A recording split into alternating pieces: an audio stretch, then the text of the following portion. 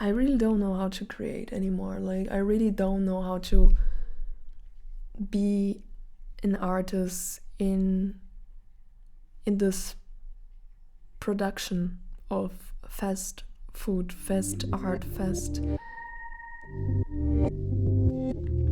Today's episode has no script. Today's episode is me sitting and talking with you what I think about the fast art or the movement, the pressure itself to live and to create and to make art in a very fast pace.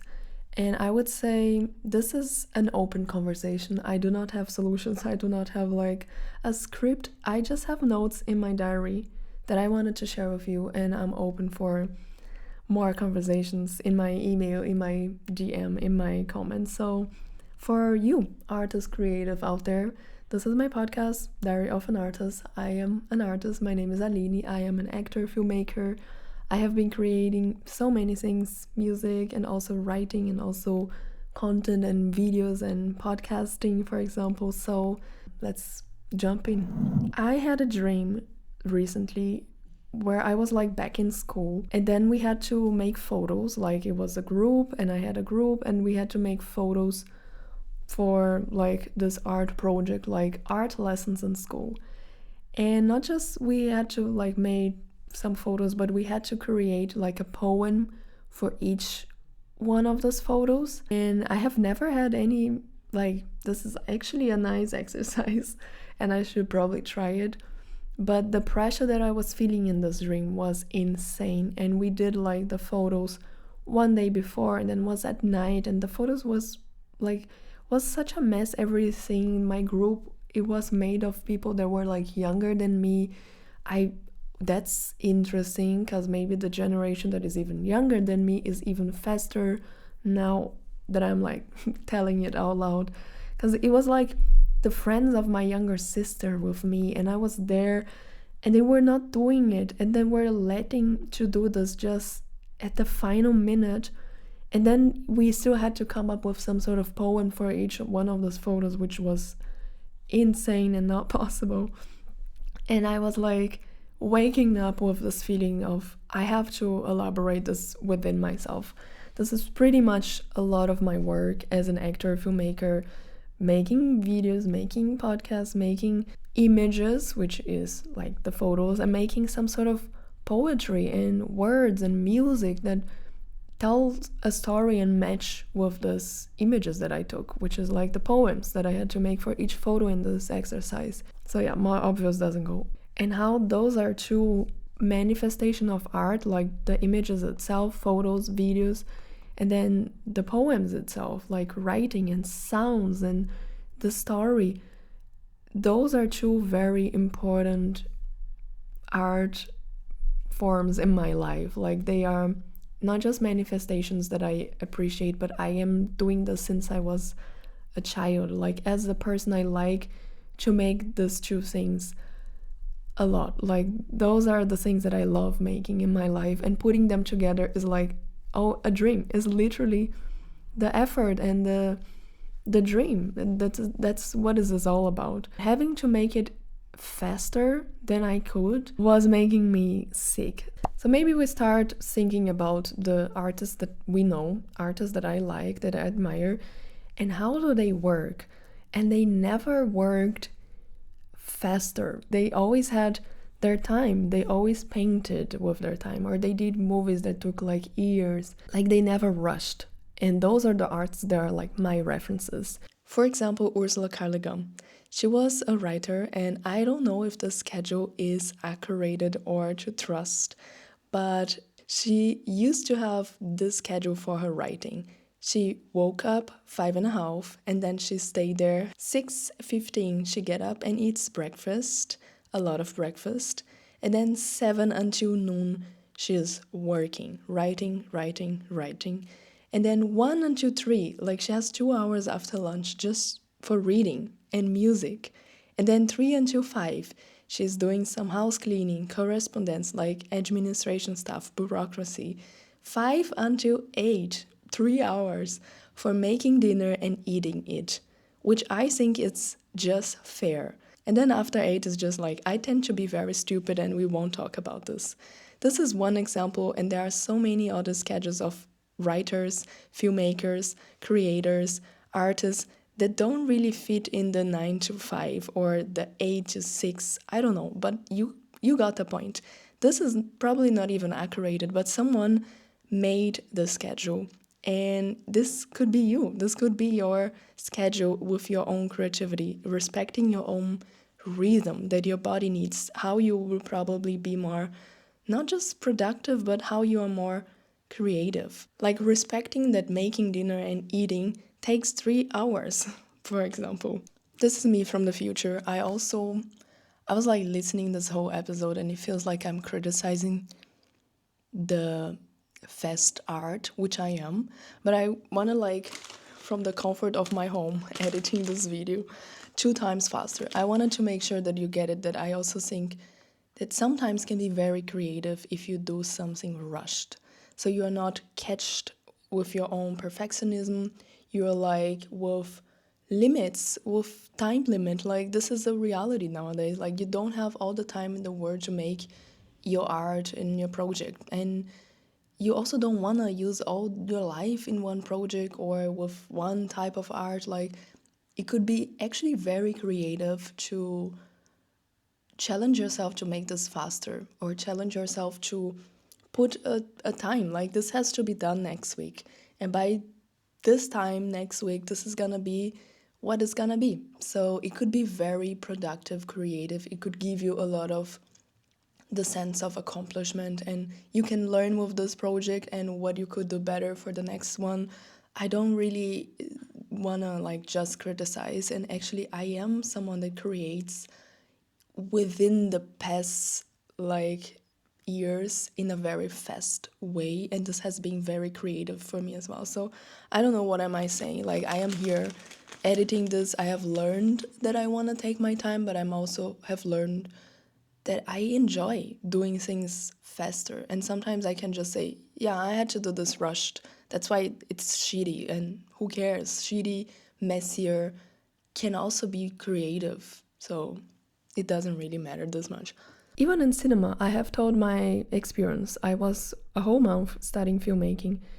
I've realized that it takes a lot of time to make a movie. I was seeing that we have AI, we have ChatGPT, we have so much like a software for editing that makes it a lot faster, that makes it simpler, that makes it really challenging to still believe that this art takes time, because now you even could do a movie very happily. And I'm not telling that fast is bad or good here, but I'm telling that we are living in a world that making art is easier, that making art is faster, and making complex things that usually would take a lot of time are not anymore taking us a lot of time, like writing, like editing. Those things can still take time, but they have so much more help nowadays, and we could make art within another rhythm. And I'm gonna go now for the next topic, which is rhythm. I came from theater and dancing and performing, and rhythm is something very creative. We had a nice director called Hugo Rodas in Brasilia. If you don't know him, search him, because he kind of created the slow motion in theater, and this effect is so beautiful to see. This place, when you see them and when the slow motion of each single muscle of these actors is like really slow, and they really have control of the rhythm of the whole play and the tension in their bodies and everything. It's beautiful. This is an effect that you don't lose the rhythm of a play, of a happening, of a dancing. It's all about rhythm, how you say, how you move, the sounds that you're making, the music, everything makes sense, and that's what it makes art, that what makes it artificial. Like we're not just living in an organic, normal tonus and rhythm. We are active, creatively, consciously thinking about the rhythm of this piece, of this result, of this play. I have seen rhythm being used creatively. When we study Laban, for example, Laban, you explore the types of movements, and you explore acting really slow, and then you explore acting really fast, and how this makes you feel, and how this makes people feel when they're watching you, when they're listening you. And then I've realized that feeling those feelings, like I had a colleague when we were doing these types of exercise, and whenever we had to do something really fast, he stopped and he left the room. Like he couldn't do this because he would basically have a panic attack if he continued doing it. So he never continued, he'd always stopped. And that's it. He knows his limits. And I have learned that I will feel some sort of anxious tension, and that could be creative. I could create action, dynamic. I could get people's attention. I can be very like present if I do stuff in a flow. There could be a flow in something that is very fast as well, but there's also a lot of anxiety whenever you're moving really fast. And there's like limits within our body to think, to see, to talk. I cannot talk faster. You can listen me faster if you click this in your platform right now. Biologically, we have our limits within the rhythm that is possible. And to force or extend is a problem, like Pollock. He was this painter that was like throwing ink. I would also say, so he kind of finishes paintings pretty fast because he put the painting in the ground, put a lot of ink there, and he's just throwing stuff. It takes time, but also doesn't take so much time as other people would do, like painting this for years. And then it's done. It's like a liberation. It feels like you can move on to the next. Actually, being faster within this process for this painting is the best way, because you want to achieve this result, and in order to have this result as a painting, you have to do it fast, quickly, and then you throw something there, and then you burn, and then it's done. And then when you imagine doing this over and over again every day, it won't feel liberating anymore. It won't feel like nice. It won't achieve even the result that you want to achieve anymore, because you're doing this in an automatic way. You're doing this like faster and faster, and then this is just, in German we would say a Belastung. This is not anymore like something that you will feel any kind of liberation in there. I have been struggling so much being someone that found this creative space on the internet and creating for myself, not really creating to get monetized, not really creating to, I don't know, show people or grow or have more followers. I found a nice place to work with image and sound, which are things that I love doing, and evolving, experimenting, sharing this with people, friends, having this as like a portfolio for real, like having like community. People can see my work and then decide to work with me, and then we do something together creatively out of the internet, out of this platform. But I still have this platform to be here alone talking with you in my home whenever I have time, whenever I have this, I don't know, those ideas that I want to try something by myself with less. So actually for me, making content started from a place of having time to create anything here, of having less projects or jobs going on, and I could even offer my time here, and I could even experiment and try stuff. And whenever I remember that this is actually a place of doing less, of uploading whenever I want, and because I want and because I have time, then it feels genuine again. And I'm giving this example because I also know that a lot of you out there wanna do this, or you have done this, or you are doing this right now. You are a creative person. You're probably also online at some level, even if you're not posting, creating, you are consuming this. And it is important for us all to be like aware of how much creativity, really like this energy of creativity, is wasted here if we are not aware of our own rhythm, because they truly change our own perception of time when we are here. There was like a whole process of going to a theater play. You would read, or someone recommend this to you, or you saw somewhere, and then you talk with someone, like a friend, a family member, and then you're like, should we go there? And then you search for tickets, and then you prepare yourself, and then you go there, and then you maybe buy the tickets there, or maybe you just check there, and then you go inside, then you sit, and then you listen 3 rings, and then the play starts, and it takes like 1 hour and a half, maybe more. And then you go out and then you are like, whoa. And then you talk with people and then you go home and then you sleep and then you dream about it. Then the next day you still think about it and then you still talk with people about it. Experimenting art has changed.